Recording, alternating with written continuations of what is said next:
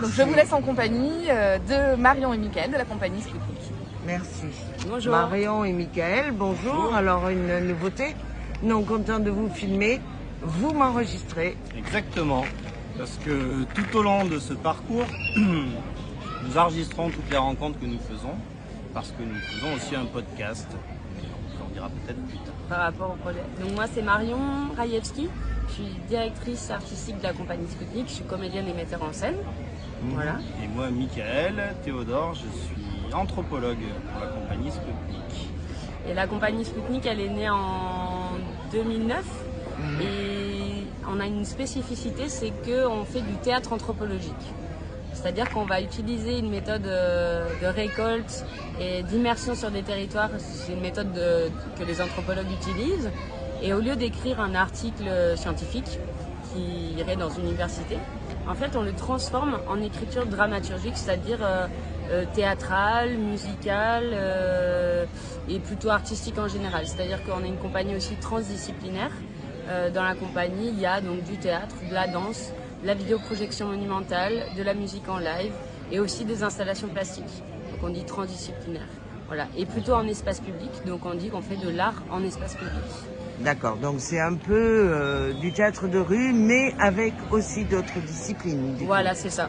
En fait, on ne dit pas théâtre de rue parce que comme on ne fait pas que du théâtre, on utilise plutôt le terme art de la rue quand ça mélange plusieurs disciplines artistiques. D'accord. Et la particularité, c'est que toutes les créations que nous avons faites depuis plus de 15 ans naissent des territoires et naissent de la parole des habitants et de ce qu'on vit avec les habitants. On arrive avec une méthode de récolte et c'est à partir de ce qu'on récolte qu'on crée des objets artistiques, qu'ils soient performances, qu'ils soient spectacles, qu'ils soient installations. Et par exemple, pour ce projet, pour répondre à la question qu'avait Eurecart et la communauté de communes sur cette place de la culture sur le territoire, et ben nous, on a décidé de proposer le Culturarium, qui est le principe de deux explorateurs qui partent sur les routes à la rencontre des habitants et des habitantes pour essayer de voir quelles sont les cultures qu'ils ont envie de partager avec nous. Parce que quand Eurecart nous a demandé de travailler sur leur problématique, c'était d'interroger la place de la culture sur le territoire. Et nous, avec la compagnie, on aime être traversé par les droits culturels, comme nous disait Fanny. Les droits culturels, c'est il y a des grandes lignes, mais en gros, c'est de reconnaître le droit à chacun de pratiquer, de partager sa propre culture. C'est le droit de participer à la vie culturelle d'un territoire. C'est le droit de la reconnaissance de sa culture, sans hiérarchie et sans jugement. Il y a à peu près 8 principes fondamentaux des droits culturels qui ont été initiés dans la loi NOTRe. Mais du coup, voilà, j'invite les gens à aller voir. Et sinon, dans le passeport, il y a aussi les droits culturels qui sont notés. Mais bref, du coup, au lieu d'interroger la place de la culture, en fait, on a proposé d'interroger la place des cultures, sans hiérarchie et sans jugement, en essayant d'être, que ce ne soit pas nous qui allions chercher de notre côté, avec des cartes, avec des livres et tout ça, quelles sont les cultures du territoire, mais que ce soit les habitants et les habitantes eux-mêmes et elles-mêmes qui nous les offrent, qui nous les donnent. Du coup, on dit qu'on fait des prélèvements de culture avec les habitants et les habitantes.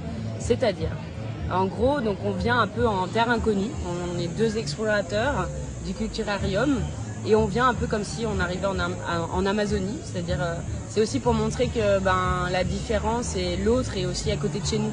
C'est-à-dire que nous, on n'est pas du territoire, la compagnie, elle vient du Tarn. Et donc, on vient à Ganges vraiment neutre, quoi, comme si on connaissait rien. Et comme si on arrivait en terre inconnue, comme je disais.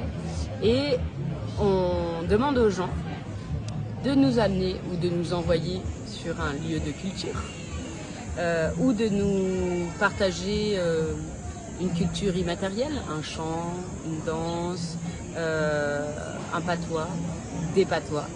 Oui. Parce qu'il y en a beaucoup sur le territoire. Oui, et en fait, dit qu'il y a un patois par vallée. Ouais, c'est ça, voilà. Et donc, il y a pas... Donc on n'est pas que sur de la culture artistique. On est sur des fois juste un mode de vie. C'est aussi une culture, une religion, une langue, un patrimoine. Tout ça, c'est derrière le mot culture. Il y a autant de culture que de personnes. Et donc nous, ce qui va nous intéresser, en fait, c'est que chaque personne qu'on rencontre nous raconte qu'est-ce que c'est pour elle la culture ou les cultures et nous amène à voyager sur le territoire. Donc on est en stop, on est sans hébergement pour cette semaine et c'était un choix pour vraiment être au plus proche de la rencontre avec le territoire. Et donc on rencontre, par exemple, début de projet, on arrive à Ganges, on pose la voiture et là on rencontre quelqu'un, on dit où est-ce que vous savez où est-ce qu'il y a un lieu de culture et tout ça. Donc là on nous envoie au jardin ouvrier de Casillac.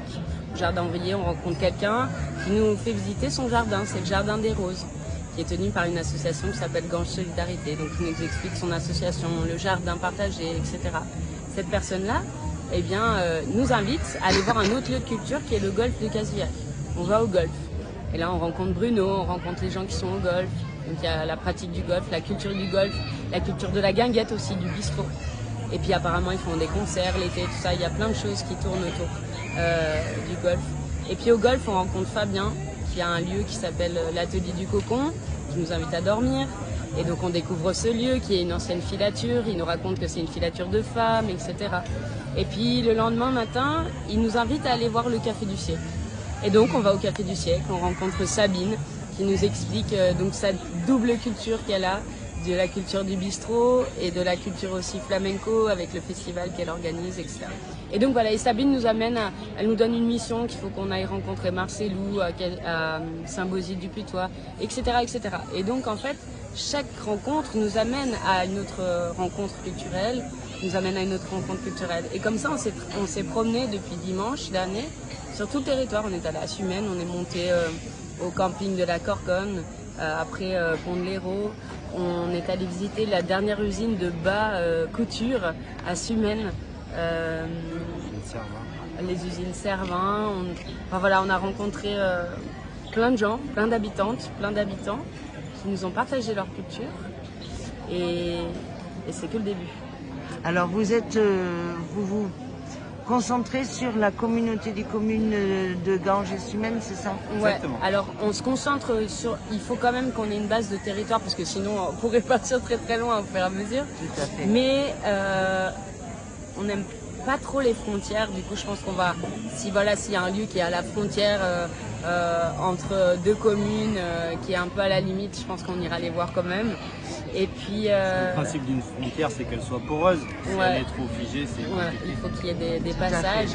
Et puis, il y a des échanges en fait entre les différents lieux, entre les différents espaces de culture. Et du coup, on peut pas dire non, je peux pas te voir parce que tu es de l'autre côté de la route, quoi. Oui. Du coup, ça serait trop dommage. Et du coup, on va. Donc ça, c'est la partie récolte. Et ensuite de ça, il y a 3 choses qui vont être produites de notre part. Il y a un podcast, comme disait Michael, c'est pour ça qu'on enregistre tout, qui va sortir à peu près tous les mois, qui s'appellera le Culturarium, qui sera sur toutes les plateformes de podcast. Ensuite, il va y avoir une carte interactive où en fait on va relever les points de prélèvement de culture. Et donc tous les lieux où on nous a invités ou les lieux où on a été, en fait, il y a un petit point qui va être mis sur la carte avec une photo ou un son ou quelque chose. Et du coup, on va retrouver en fait tous ces endroits de culture sur la carte interactive. Ensuite, les habitants et les habitantes pourront la compléter au fur et à mesure aussi. Et puis, il y a un petit passeport du Culturarium.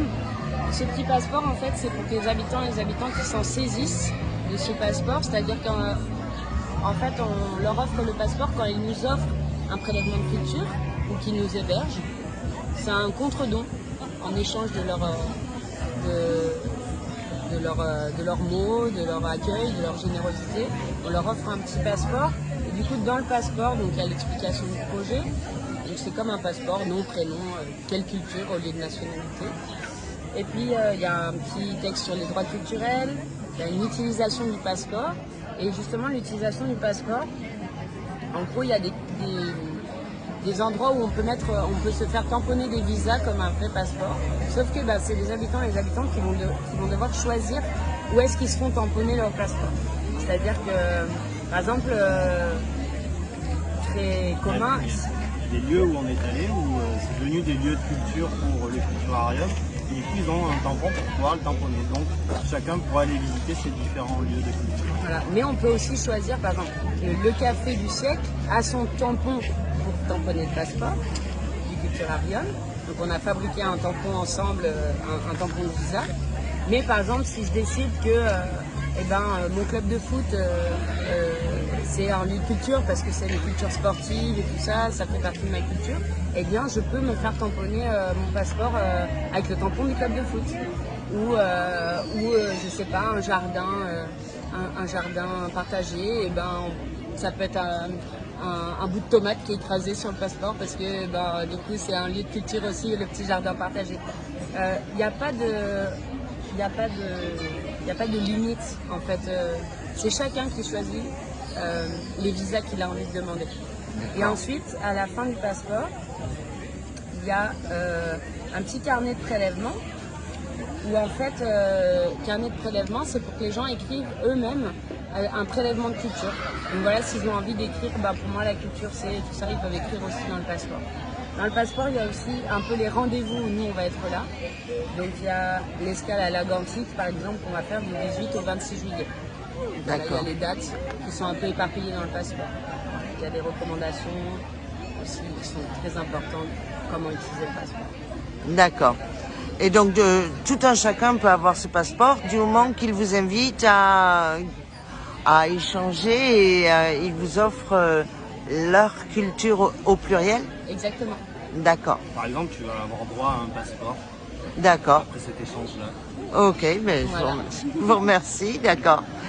Et j'ai entendu, donc, vous alliez voir l'association Agantique aussi. Ouais. Donc, c'est une association gangeoise. Oui, voilà. En fait, on va être accueillis, on a des partenaires qu'on a contactés avant le projet pour quand même avoir des complices dans le projet. Donc on a quelques complices, on commence à en avoir des nouveaux qui ne sont pas forcément notés dans le passeport mais qui vont être aussi des complices.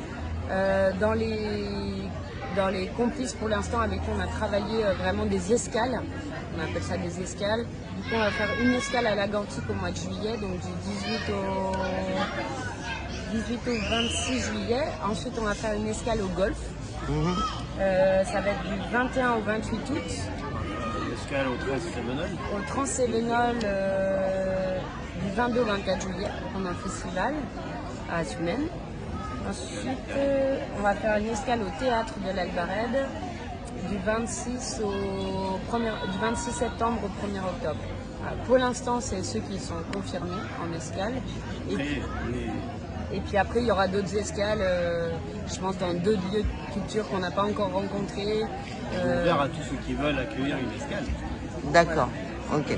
Et une fois que vous avez récolté donc toutes ces cultures, Ouais. vous en faites quoi? Enfin, quel est le but en fait final? Vous faites un événement, vous créez un événement ou Le but, c'est d'arriver à travailler en collaboration avec tout le monde pour Oui. arriver à voir comment on peut mettre ça en commun et le révéler. Comment D'accord. le culturarium peut exister en fait dans la réalité. Parce qu'il y aura donc le podcast Le Culturarium où il y aura il y aura un peu cette récolte qui va être rendue publique, mais c'est juste en podcast, Ouais. c'est sur internet. Il va y avoir cette carte interactive et c'est aussi sur le web. Et du coup, il va y avoir la création du culturarium dans la réalité, et ça va être avec les partenaires culturels. Parce que nous on n'est pas du territoire, on va partir à un moment donné. Et du coup, pour que le projet il marche, il faut qu'il y ait une appropriation du projet par les gens, les habitants et les habitantes et les structures du territoire. D'accord. Et donc l'idée c'est de... Nous on est juste des aidants en gros. Si les habitants et les habitantes et les structures locales n'ont pas envie de s'en saisir, parce que ça peut aussi se passer, eh ben, il n'y aura pas de culturarium. Bon, c'est pas ce qui est en train de se passer, il y a vraiment un bon accueil du projet. Et du coup, l'idée, ça va être aussi d'aider peut-être à faire des émulsions de culture. les échanges, c'est comment on peut travailler ensemble. Il y a des choses qui existent déjà, il y a beaucoup d'échanges, il y a beaucoup de lieux culturels qui font des choses ensemble. Et l'idée, c'est aussi peut-être amener des gens qui n'ont pas forcément l'habitude d'utiliser ces structures, de peut-être les découvrir, et puis aussi de provoquer des rencontres culturelles ou des émissions, ou faire parler d'eux. Et voilà. De ce qu'on aime, c'est la rencontre et faire du lien entre les gens et les initiatives. Donc, si les projets artistiques que l'on fait peuvent servir à ça, c'est une très bonne chose. Ou envie d'eux, parce que des fois il manque juste, il y a l'envie, mais il manque des fois juste le temps, parce que chaque structure est dans son projet aussi, parce que c'est des projets culturels ou associatifs, ça demande beaucoup de temps et tout ça, et du coup nous on peut des fois aider juste on a envie de travailler avec une association de littérature par exemple, et puis nous on va peut-être essayer de mettre en contact et tout ça. D'accord. Est-ce que vous avez un message pour les téléspectateurs de Télé Cévennes Sud? On espère vous rencontrer. Dès que vous nous croisez, n'hésitez pas à venir nous voir. Et puis on sera toujours un grand plaisir de vous rencontrer et de vous écouter. On est surtout là pour vous. D'accord. Au plaisir de rencontrer les habitants et les habitantes du territoire et qui nous partagent leur culture. Sur Facebook, vous pouvez suivre, il y a une page qui s'appelle Le Culturarium où il y a un peu aussi toute l'aventure. Et si on peut aussi prendre des rendez-vous, du coup on a un mail, c'est leculturarium tout attaché @gmail.com, et du coup il ne faut pas hésiter à nous envoyer un petit message, ou alors sur Facebook, c'est Le Culturarium sur Facebook aussi. Et voilà, et nous on se fera un plaisir de venir faire un prélèvement de culture, ou juste boire un café, ou partager un moment. D'accord. Je vous remercie beaucoup de votre temps. Je vous souhaite bonne chance, bonne récolte. Merci. Et plein de plaisir dans nos belles Cévennes gangeoises, suménoises. Merci. Merci. Au revoir.